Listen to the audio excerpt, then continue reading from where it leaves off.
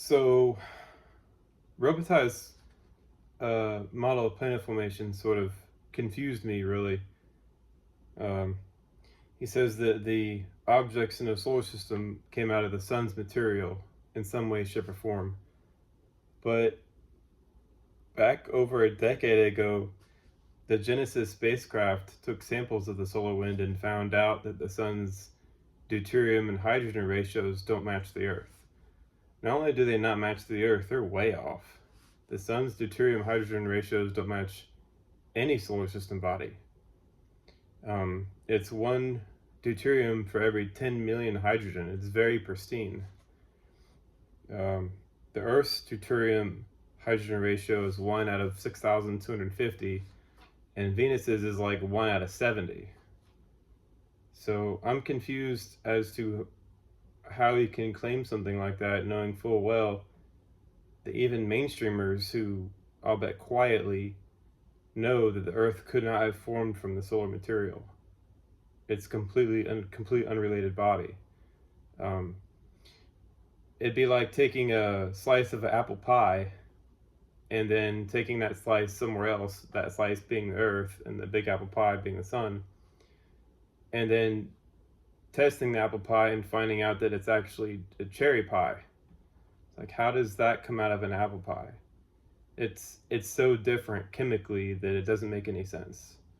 Hello, Celeste. And that being said, none of the objects in our solar system match DH ratios with each other. They can get close, but Jupiter is different from Saturn, Uranus is different from Neptune, and both of those are different from the other objects. Venus is different, Titan's is different, Earth is different. They're all independent objects, and they're all unrelated to the sun. The fact that they're in orbit around the sun right now doesn't mean that they came from the sun. I don't know why that mentality is still there, and I'm just a little disappointed in Robitaille still kind of pushing that idea, even though it's outdated. It's like a varying form of nebula hypothesis. Again, it's the idea that the solar system is a singular body. It's not. It's made of completely independent objects. Objects that have far deep, rich evolutionary histories, and they're all far different, or they are many times different in age. The differences in age are huge. And I was thinking about it earlier. The Earth, yeah, Earth is 4.5 billion years old, but in relation to the other objects in our solar system, such as Venus and Mercury, Earth is just a baby. Earth isn't even like anything at all. And that type of thinking, I think, is needed to understand that the universe as it stands, it cannot be Earth-centered. You have to center it on something else other than age, because it's just too old. I have Venus as being 700 billion years old. I have Mercury between 7 to 21 trillion years old. And in that case, there's no way the Big Bang could have ever happened. And I think it's kind of ridiculous how they still have the Earth as 1/3 the age of the entire universe anyways. It's kind of like, what? It's very, what was it? See, it's a very creationist thinking. Anyways, I printed this out. This is from the ESA.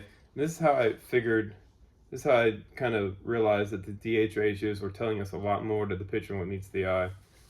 I took this graph right here of the DH ratios of what they consider to be the protosolar nebula, which is the pristine DH ratios down here. So here is very pristine ratios. They're imaginary protosolar nebula. This isn't from the Genesis stuff. This is just another paper. But they have Jupiter and Saturn down here, which is lots of hydrogen per deuterium. And then as you go up, there's more and more heavier and heavier deuterium inside the hydrogen. And Earth is right there, and Enceladus is right there. And Enceladus is even older than the Earth, based off its deuterium ratios, period. So that's kind of interesting. And all these comets and asteroids and what have you, they're way up here. They're really, really, really old. And I really wanted to put that there because to understand how that graph can be interpreted, you just spin it 90 degrees and you can place it right on top of this one. So you have your pristine objects way up here, and as you get older and the deuterium builds up, it goes down in this direction. So, and Baz and I did this graph before this, I even saw this. I was like, wait a second, there's a relation there. And I realized that that's it. The more hydrogen per deuterium you have, the younger the object, which means there's no such thing as a young asteroid or a young meteoroid or a young comet.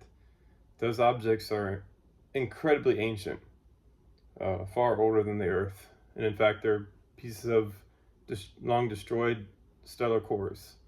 And they're wandering the galaxy and being burned up and chewed up and absorbed by younger, hotter stars. Anyways, I just wanted to share that idea when I was listening to Robitaille talk about how he thought planets formed, and I was just like, you're going back there again? I was really just disappointed. I thought that he would have kept up with that specifically, but I guess he's just sort of chasing something else, and all the other important information just gets ignored. All right, there we go.